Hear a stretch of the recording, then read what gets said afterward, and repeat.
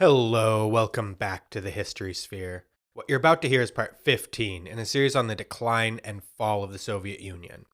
I hope and believe that each episode in this series stands on its own, but if you're the sort of person who enjoys having the full context of a story, those earlier episodes are available to listen to at your convenience in the same place you found this one.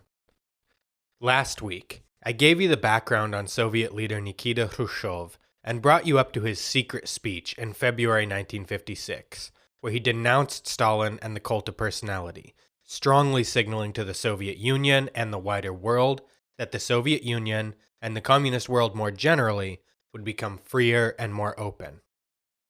This week I'm going to cover one of the most important consequences of that speech, and a seminal moment in the Cold War, the Hungarian Revolution of 1956. This episode is going to be slightly longer than the other episodes in this series have been.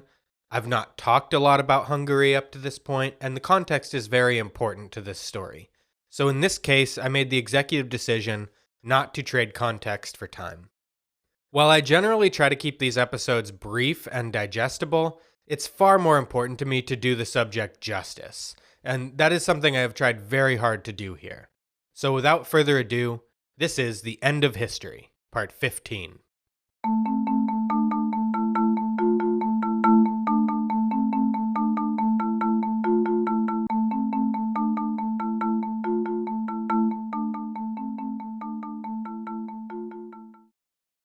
I grew up with an older brother.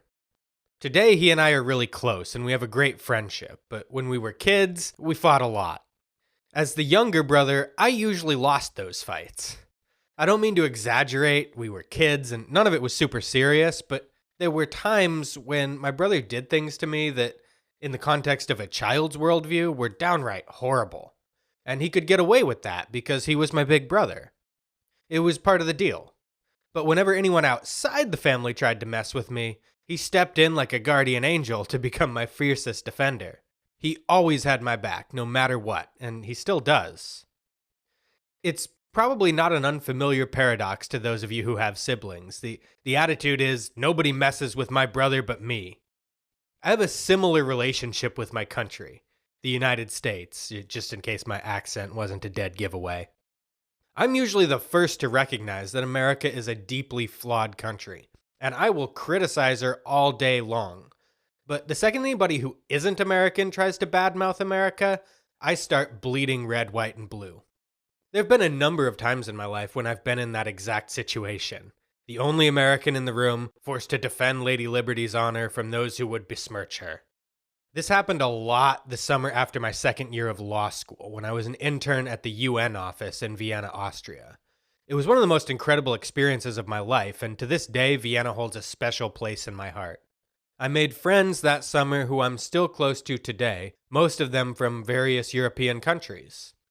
We would hang out a lot and have all kinds of conversations about all kinds of things. There were certain times and in certain circles where America bashing would inevitably arise. Somebody would say something implying, present company accepted of course, that Americans are generally stupid or uneducated, and I would be forced to rhetorically defend my country. As an aside, while America certainly has some flaws in our education system, this common criticism of our country just isn't true. We have our fair share of ignorance, but you can find idiots in any country. A lot of my listeners are European, and I promise you, you have plenty of your own morons. I've met some of them. Another of the common criticisms of Americans I would hear from my European friends was that Americans are quote-unquote uncultured because they don't travel despite having the world's strongest passport and the ability to easily travel to most countries. What I think is missing here, and what I pointed out when this criticism came up, is that I think a lot of particularly European people don't really grasp just how large America is and just how far away from other countries most Americans live. I grew up in Washington State. That's the Washington with Seattle in the Pacific Northwest, not to be confused with Washington, D.C. I actually end up telling most people that I'm from Seattle, even though I'm not, because they get confused when I say Washington. Anyway, I now live in New York State, on the East Coast. And in New York, I'm actually closer to Europe than I am to the part of my own country where I grew up. It's roughly a 6-hour flight to Seattle from New York and roughly 5 hours to London or Paris. Those flights, especially the international ones, are not particularly cheap, and it requires a degree of economic privilege to be able to afford them. Even if one can afford to pick up and fly to Europe, a lot of Americans don't get paid time off.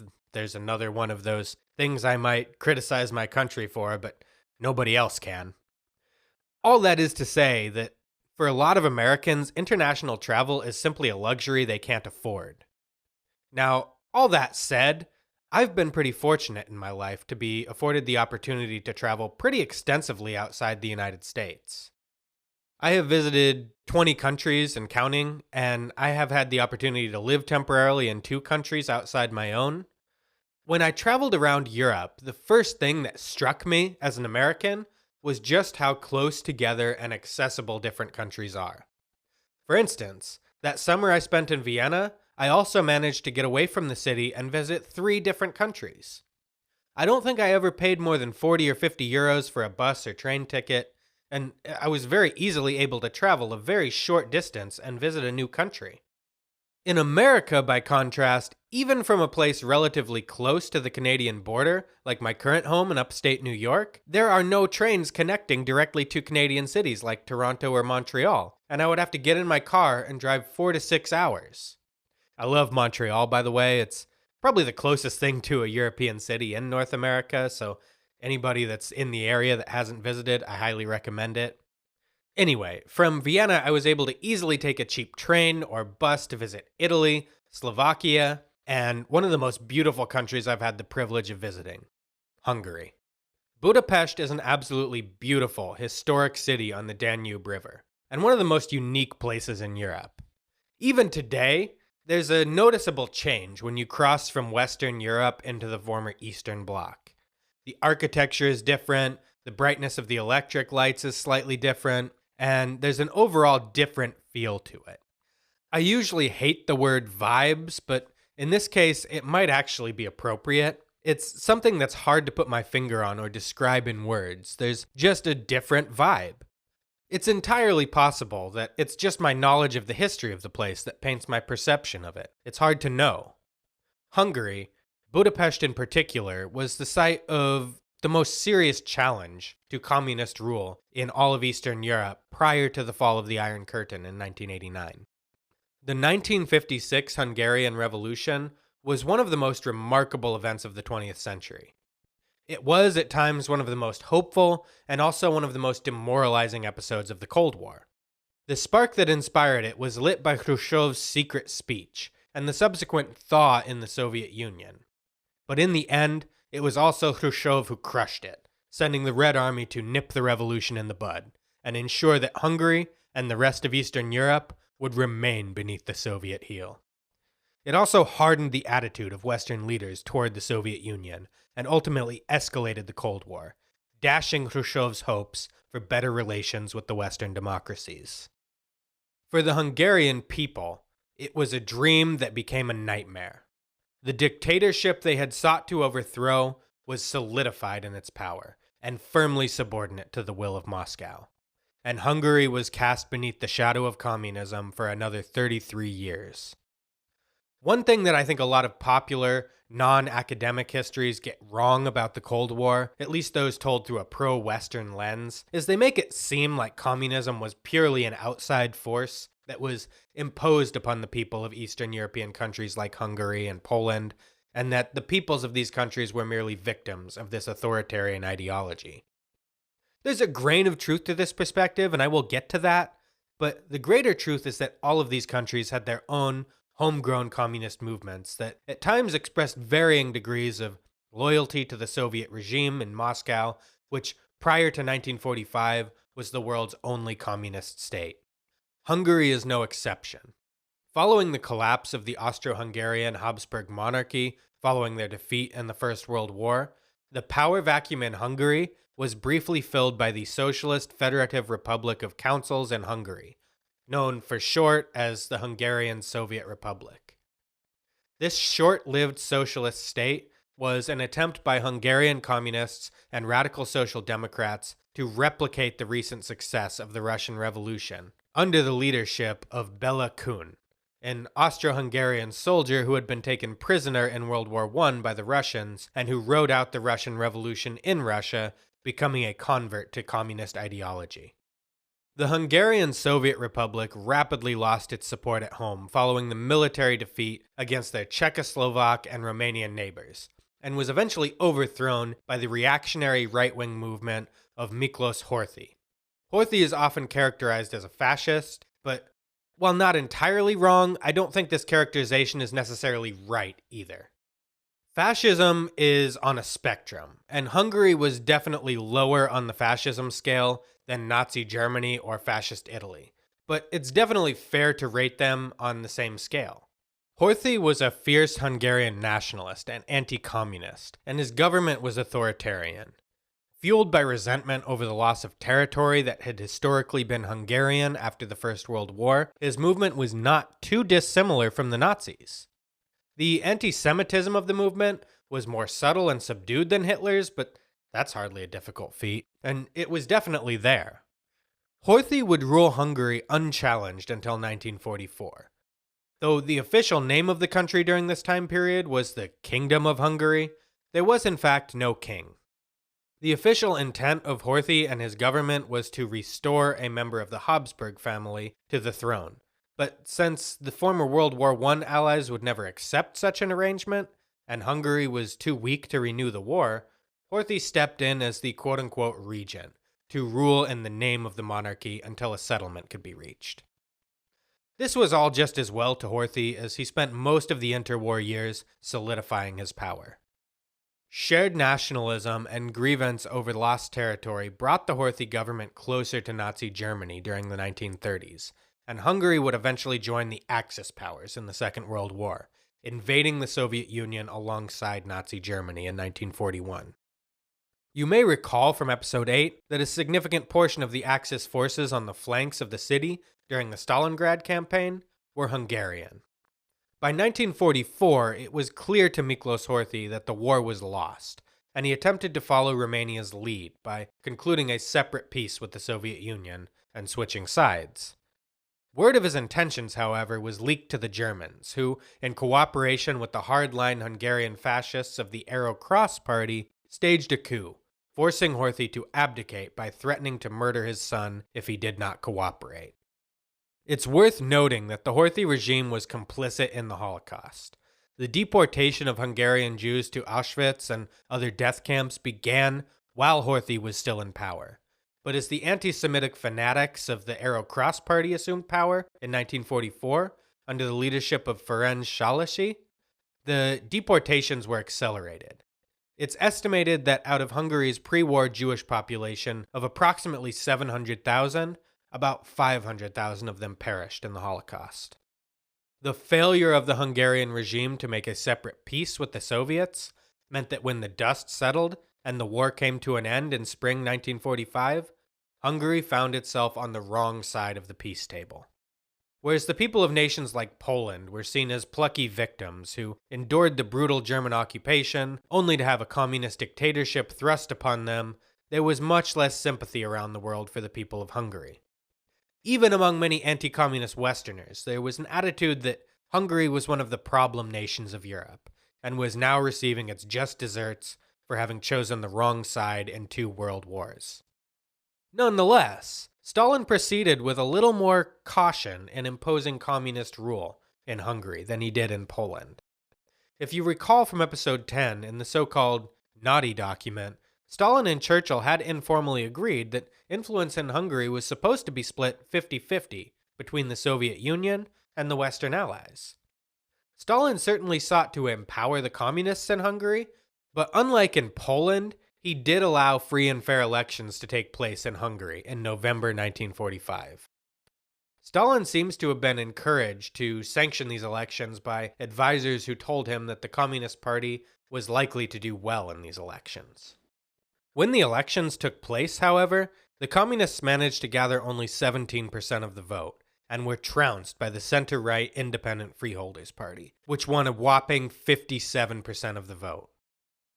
The Independent Freeholders were allowed to form a government, but the Soviet occupation forces forced them to form a coalition government with the communists and other left-wing parties, despite their having won an outright majority in the election. The government was formed under the leadership of Prime Minister Zoltan Tildy. The Soviet Union, however, undermined this new government at every turn. Once he realized that Hungary was not going to turn communist democratically, Stalin switched up his tactics. He had his people in Hungary ensure the appointment of a loyal communist, László Reich, to the position of Minister of the Interior in the coalition government. Reich used his position as Minister of the Interior to establish a secret police force, the AVH, which would later be rebranded as the AVO. This secret police force was, in effect, the armed wing of the Communist Party, and had little loyalty to the government. In 1946 and 1947, they began arresting members of the Independent Freeholders Party and other opposition parties. In February 1947, they forced all opposition parties to expel many of their members as quote-unquote fascists. Then, in October of that year, they forced the communists' main left-wing opposition party, the Social Democrats, to disband and merge with the communists. The subsequent elections held under an umbrella of fear cannot be classified as free or fair. Yet even under such circumstances, the communists failed to obtain a majority, and were forced to form a coalition government with the other parties. Eventually, the leader of the Moscow-backed communist, Matyas Rákosi, simply took the mask off and forced the other parties to submit or be purged. By 1948, the short-lived Hungarian Republic was destroyed, and Hungary became a one-party communist dictatorship, with Rákosi assuming the role of the Stalin-esque dictator. I think it's important to point out at this point that the Hungarian communists themselves were not initially unified behind Rákosi. In the immediate aftermath of the war, the small Hungarian Communist Party was essentially divided into two camps. The homegrown Hungarian communists who had operated underground during the years of Horthy's regency and the fascist dictatorship, and another group of communists known colloquially as the Muscovites. The Muscovites were mostly Hungarian expats who had been living in Moscow. Many of them were Soviet citizens, and some, like Imre Nagy, who will play an important role in this story, had even served in the NKVD secret police. These were Stalin's creatures. He could be sure that their loyalty was to him and to Moscow, rather than to themselves or, God forbid, to Hungary. It was not enough for him to merely have a communist in charge, as communist leaders could go rogue and stray from Stalin's party line. He was experiencing this around the same time in the relationship with the Yugoslavian communist leader Josip Broz Tito. Tito, unlike the Hungarian leader Rákosi, was not a Muscovite, but rather had led the resistance against the Nazi occupation of Yugoslavia, and had emerged in the post-war years as one of the few European communist leaders to have genuine popular support in his country. Tito championed a kind of national communism that blended Marxism with South Slav nationalism. The very name Yugoslavia means land of the South Slavs. This broke from the purism of Stalin's party line and led to a falling out with Tito. Tito had even dared to open up his country to trade and cultural exchange with the capitalist West, and stalwartly refused to allow his country to become a Soviet puppet. Stalin simply would not risk Hungary falling to a similar fate. He ensured that Muscovite leaders emerged at the top of the party in countries like Hungary and Poland. Muscovites like Rákosi. Rákosi was a man that, were he not such a brutal dictator, might come across as pathetic and even comical. Short, rotund, and bald, he was often mocked for his appearance. More than that, he seems to have been thoroughly disliked on a personal level, including by Stalin, who, though he saw him as useful, held him in very low regard. Nikita Khrushchev characterized Rákosi as something akin to that guy who somehow always tags along with your friend group despite nobody actually liking him. He described a time when Stalin, Khrushchev, and other high-ranking party members were vacationing together in Sochi, when Rákosi showed up uninvited. According to Khrushchev, Stalin said, quote, "Rákosi has come to vacation in the Caucasus. He called up and asked if he could come visit me. We have to tell him he can come," end quote. After a pause, Stalin allegedly continued, Whenever I'm in the Caucasus, he comes here too. Apparently, some spies are keeping him informed. We have to break him of this habit." End quote. Khrushchev went on to describe how that evening, after hearing about how Rakashi, who was normally not a drinker, complained of the drunkenness of Stalin's companions, Stalin intentionally poured and offered him glass after glass of wine at dinner as a sort of practical joke. When Stalin offered you a drink, you didn't dare refuse. And so it went, with Rakashi becoming more and more inebriated. Khrushchev noted that some of the other attendees actually started to become concerned that Rakashi might literally die from alcohol poisoning. When Rakashi failed to join them for breakfast the next morning, Khrushchev said that Stalin joked with relief that he'd finally managed to get rid of him. Rakashi may have been a joke to Stalin, but Stalin still ensured his rise to the top of the Hungarian Communist Party, because Stalin knew he could trust him to stay on his leash and not stray too far from Stalin's control. From 1948 to 1956, Rakashi ruled Hungary with an iron fist as Moscow's viceroy. Hungary's economy also suffered more than most European countries in the post-war years. Not only had much of their infrastructure been destroyed by the war itself, but as a defeated fascist power, Hungary was also forced to pay onerous war reparations to the Soviet Union, which Rakashi ensured were paid on time. So on top of the normal post-war economic struggles, a huge percentage of Hungary's GDP made its way to the Soviet Union. The average standard of living in Hungary in 1950 was approximately 40% lower than it was prior to the war. Many Hungarians were less than happy with this arrangement, but fear of the totalitarian state kept potential dissidents in line, as it did in other Eastern European Soviet satellites like Poland. The limited independence of these satellite states meant that as the Soviet Union went, so went Eastern Europe. And in February 1956, when Khrushchev gave his secret speech, which I talked about last week, the reverberations of that speech and the new direction that it sent the Soviet Union echoed far beyond the USSR. In fact, Khrushchev's thaw was arguably greeted with much more enthusiasm in Eastern Europe than it was in the Soviet Union. People in the USSR had lived an entire generation under Stalin and his cult of personality, and it would take a while to deprogram people from that cult. A lot of Soviet citizens were deeply suspicious of the de-Stalinization process. Mikhail Gorbachev, who was a young party apparatchik during the de-Stalinization process, would later complain how difficult it often was to convince ordinary people that Stalin had done anything wrong. In countries like Hungary, however, that had only recently been brought under the Stalinist heel, many people embraced the reforms much more readily and enthusiastically. Some even dared to hope that this was the first step in the complete collapse of the communist authoritarian system. The first blows were struck not in Hungary, but in Poland. In June 1956, workers in the city of Poznan in Poland went on strike to demand better working conditions.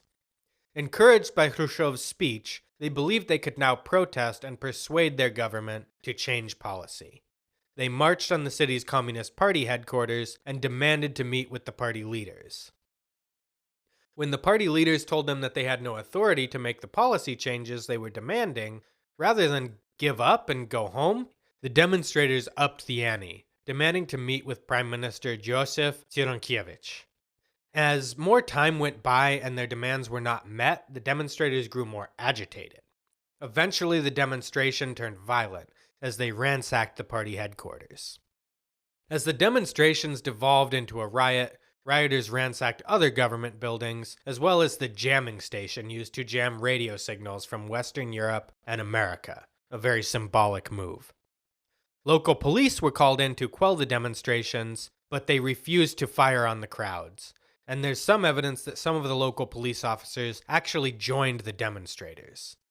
Eventually, the army was brought in to restore order and proceeded to put the riot down with deadly force. About 100 demonstrators and innocent civilians were killed, and as many as 600 wounded.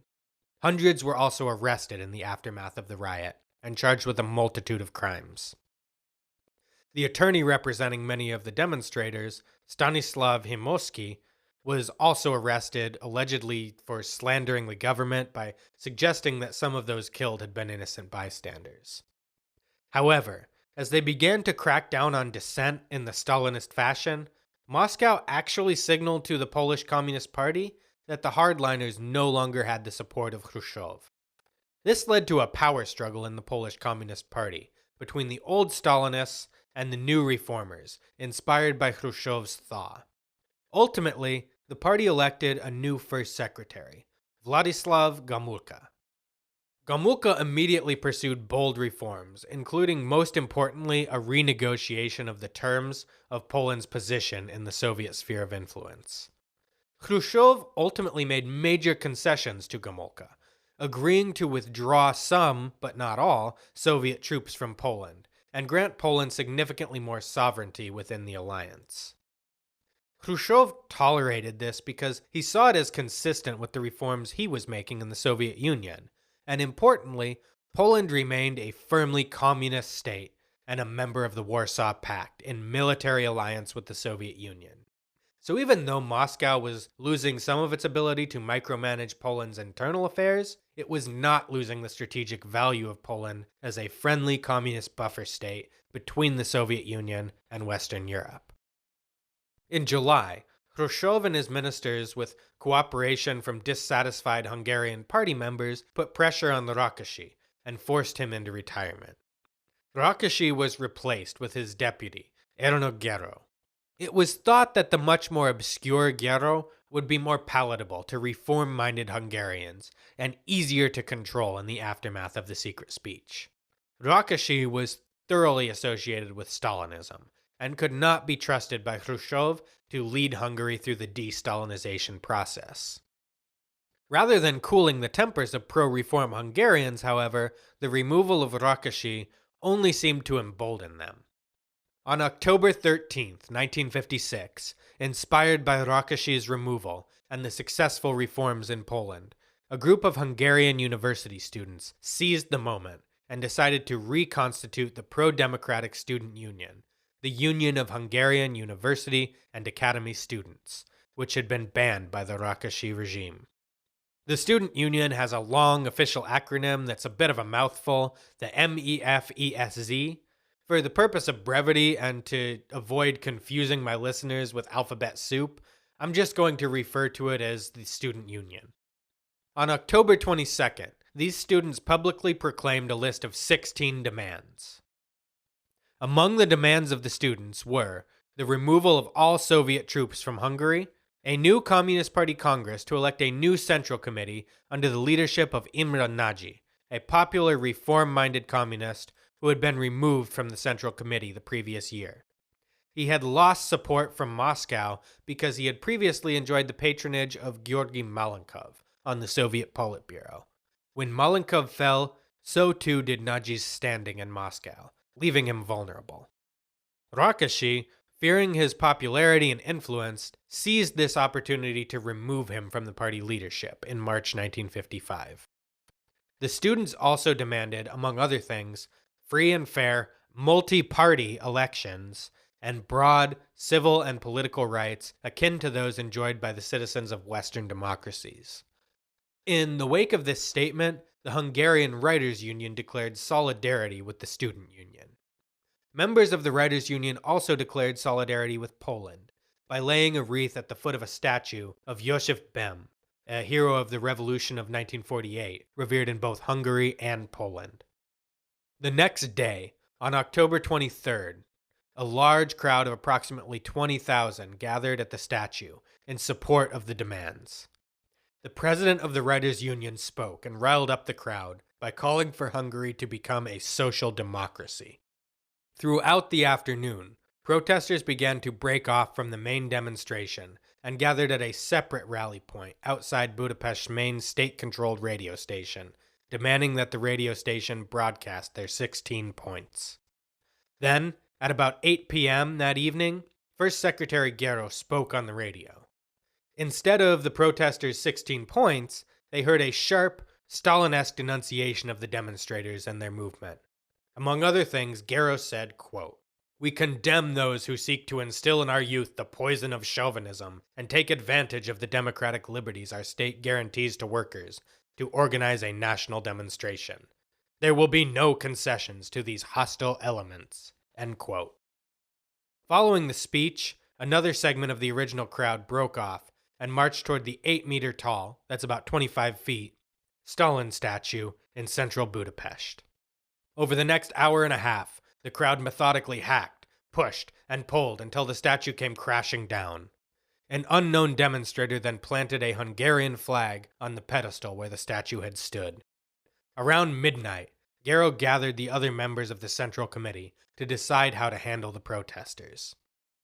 Gero reportedly lost his temper and yelled, quote, "We can just ban the demonstration, and if there's no demonstration, there can be no trouble." End quote. When an unnamed member of the Central Committee spoke up and asked what would happen if the students ignored the ban, another hardline Stalinist, Josef Revai, answered simply and succinctly, quote, "We would open fire." End quote.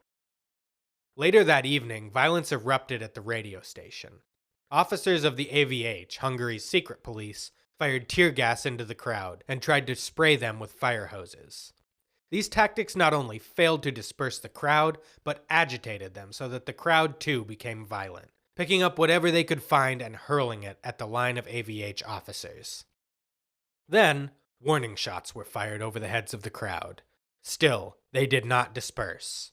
Finally, a gunshot rang out. Nobody knows who fired it, though it was almost certainly a nervous young AVH officer, as the crowd at this point was still unarmed. More gunshots rang out. 2 students were shot and killed, Geza Julis and Jenő Borth, immortalized in Hungary today as the first martyrs of the 1956 revolution. The student demonstrators in the crowd finally turned to run away, but it was too late. In the confusion, the AVH officers continued to fire, shooting 3 more students in the back as they attempted to flee. As news of the shooting spread around the city, the demonstrators did not go home or flee in fear, but became enraged. Defectors from the city's 2 military academies, some of whom were secret members of the student union, raided the academy's armories and handed out weapons to the protesters. Protesters also raided a munitions factory and made off with about 1,000 rifles and submachine guns, all with plenty of ammunition. A regiment of the Hungarian army was called in to put the protests down with deadly force, but the regiment's commander, Colonel László Zolomé, refused orders to fire on the crowd, stating that they posed no threat to his men. Conflicting reports indicate that some of Colonel Zolomé's men may have defected and joined the demonstrators. Others dropped their weapons and went home, not fighting on either side, but leaving their weapons in the hands of the demonstrators. The blundering of the government had turned this peaceful student demonstration into an armed insurrection. The crowd now rampaged through the city, burning police cars and destroying symbols of the communist regime.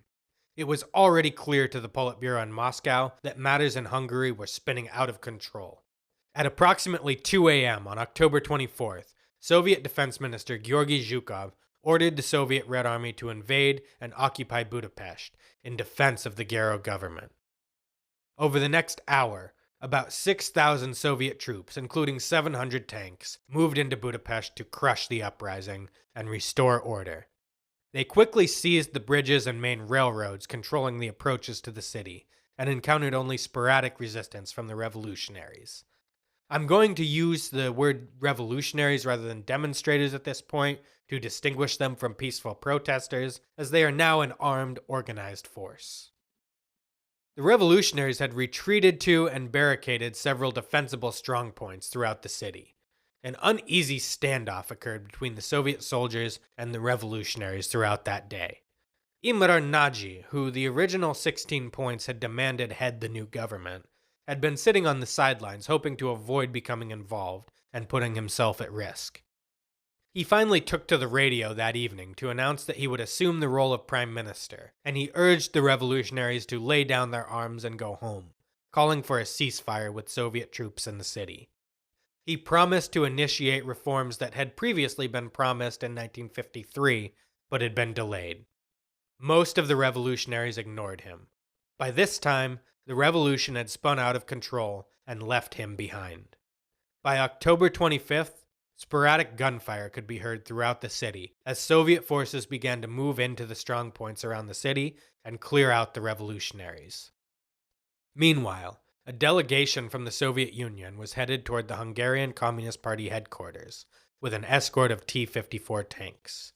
The delegation included Politburo members Anastas Mikoyan and Mikhail Suslov, as well as the Soviet ambassador to Hungary, the future General Secretary, Yuri Andropov. They strong-armed Gero into resigning as first secretary of the party. When he tried to defend himself by saying that just a week earlier Khrushchev had told him that his leadership was necessary to hold the party together, Mikoyan interrupted and yelled, quote, "The party has already fallen apart thanks to your incredible blundering," end quote. Gero resigned and was replaced by Janos Kadar, deemed acceptable to the Soviets because he was neither a hardline Stalinist nor was he affiliated with Nagy, who, despite his best efforts to avoid getting involved, was now thoroughly associated with the uprising. If Gero's resignation had been publicly announced, what happened next might have been avoided. A crowd of peaceful demonstrators, distinguishable from the armed revolutionaries at this point, marched on the Parliament building, demanding that Gero be removed, apparently unaware that he already had been. The crowd was blocked from reaching the Parliament by a line of Soviet soldiers in tanks. Some of the demonstrators who could speak Russian actually climbed the tanks and conversed with the Russians, handing them pre-printed pamphlets that read in Russian, quote, "Russian friends, do not shoot. They have tricked you. You are not fighting against counter-revolutionaries. We Hungarians want an independent, democratic Hungary. You are not shooting at fascists, but workers, peasants, and university students," end quote. Soviet soldiers fraternized with the demonstrators, talking, joking, and even flirting with some of the young women in the crowd. One demonstrator remembered, quote, "The atmosphere was light, celebratory, almost like a carnival," end quote. Nobody is quite sure what happened next. There are differing accounts as to whether some of the soldiers were ordered to fire warning shots and the sound of gunfire caused a panic among other soldiers, or whether the crowd was fired on by the Hungarian AVH, causing the Soviet soldiers to think the crowd was shooting at them. Whatever caused it, the Soviet soldiers opened fire on the crowd, leaving at least 75 demonstrators dead and nearly 300 wounded. After the massacre in front of the Parliament building, the dynamics of the crisis changed. The armed revolutionary factions were swelled with new recruits, and they now went on the offensive, staging quick hit-and-run attacks and ambushes on Soviet soldiers all over the city. They set fire to government buildings, and in some cases even lynched known AVH officers, dragging them through the streets and hanging them. The fighting raged unabated across the city for 2 more days. Meanwhile, as news of the massacre at the Parliament building spread, so too did the revolution, to every town and city across Hungary. The pro-Soviet government had now lost control not just of the capital, but the entire country. In Moscow, Nikita Khrushchev was closely monitoring the situation and getting regular updates from his ambassador, Yuri Andropov. After 2 days of bloody fighting and without clear strategic goals in place, Khrushchev was eager to put an end to the fighting and come to a negotiated solution. He hoped to reach a compromise similar to what he had done in Poland, an agreement that granted some additional sovereignty to Hungary while maintaining its communist government firmly in the Soviet camp. Imre Nagy, the communist prime minister who had been struggling to find a middle ground, was in direct communication with Khrushchev throughout. On Sunday, October 28th, he threatened to resign if the Soviets followed through with a full-scale invasion. He asked Khrushchev to agree to a ceasefire with the revolutionaries. Khrushchev knew that he could not afford to lose Nagy. Nagy was not his first choice to lead Hungary, but he was, at least, a loyal communist who was willing to play ball with Moscow. And he was the only communist who seemed to be trusted by many of the revolutionaries. He was Khrushchev's only hope for a peaceful solution. After an intense debate, Khrushchev convinced the Central Committee and the Presidium to agree to the ceasefire. Naji entered talks with the revolutionaries and agreed to form a government that included non-communists, a prospect that horrified the Soviet Union's leadership, but did not quite cross Khrushchev's red line. When, however, Naji announced on November 1st that his government would withdraw from the Warsaw Pact, the military alliance of the communist bloc that was the counterpoint to NATO, and would seek neutral, non-aligned status, similar to Austria, this was a bridge too far for Khrushchev and his government. Despite assurances from Soviet Ambassador Andropov to the contrary, the Soviets likely decided to crush Hungary militarily then and there. Khrushchev was fine with reform, even radical reform. He took pride in being a reformer himself. But he was still a dedicated communist and believed in Stalin's grand strategy of keeping a friendly buffer zone between the Soviet Union and the Western powers. Hungary was a vital part of that buffer zone, and he was not prepared, under any circumstances, to let them slip away from the Soviet sphere of influence. On November 3rd, a Hungarian delegation led by the new defense minister, Paul Molitor, was invited to a Soviet military base near Budapest to negotiate the withdrawal of Soviet troops from Hungary. It was a trick. The entire delegation was arrested, and the next day, the Soviet Union launched a full-scale invasion of Hungary. Over the next week, the Red Army moved slowly and methodically into every city in Hungary, rooting out pockets of resistance one by one.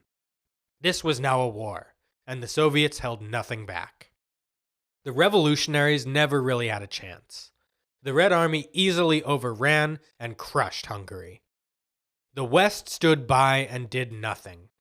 Though the CIA had broadcast messages of encouragement to the revolutionaries and even implied that America would provide support for them, no real support was forthcoming. President Eisenhower had decided that Hungary just was not worth risking a war with the Soviet Union. The last words broadcast on the radio by the revolutionaries before it fell silent on November 4th were the words of Gyula Hai, a lifelong communist and friend of Naji. He said, quote, "We appeal for help from all intellectuals in all countries. Our time is limited. You all know the facts. There's no need to review them. Help Hungary. Help." End quote. No help came. The Hungarian Revolution was ground to dust as the world stood by and watched. When it was all over, roughly 2,500 Hungarians had been killed and over 20,000 wounded. The Soviets suffered about 700 dead and 1,500 wounded. Thousands of Hungarians were arrested, with roughly 22,000 imprisoned, and 229, including Naji. Poor Naji, who just wanted to stay out of it and find a middle way. He was executed by hanging following a secret trial in June 1958. Finally, over 200,000 Hungarians became refugees abroad, mostly in Austria. It would be a long time before the Hungarian people would trust the West again, and the West would never trust the Soviets again. Khrushchev's dream of softening relations with the West was destroyed with the Hungarian Revolution. Going forward, the Cold War would only escalate and would soon reach its crescendo on Khrushchev's watch. Hungary would remain in the shadow of communism for another 33 years, until a series of similar revolutions broke out across Eastern Europe in 1989. When that happened, the Soviet Union would have a very different leader, and those revolutions a very different outcome. That's everything for today. Thank you so much for listening. If you're enjoying the show, please consider supporting us with a monthly donation on Patreon or through Spotify. I don't do this for the money, but a great deal of time and effort goes into producing these episodes, and your donation will help me to continue doing it. If you can't afford to give us money right now, I understand. You can also support the show by subscribing and giving us a 5-star rating on whichever platform you're listening on. That really helps to promote the show in the algorithm and grow my audience. Please also don't forget to follow and engage with us on social media. I'm most active on Instagram and TikTok, but I also have pages on Facebook and the platform formerly known as Twitter. Finally, A few people have asked me about what my sources are for the information in these episodes, so I'm going to start providing a list of what I'm reading and where I'm getting my information from for each episode on my website. You can find the website at www.thehistorysphere.com. It's not a formal bibliography with proper citations because, frankly, on top of the work I put in every week to produce these episodes, working a full-time job, and taking care of my family, the idea of producing a bibliography just seems like too much. But if you're interested in what my sources were for the information in this episode, there is a list available on the website. I do plan eventually to go back to all previous episodes as well and list my sources for them, but that's going to be a gradual process. Next time, on the History Sphere, I will begin my discussion of the early space race. Thank you so much for listening. Have a wonderful day.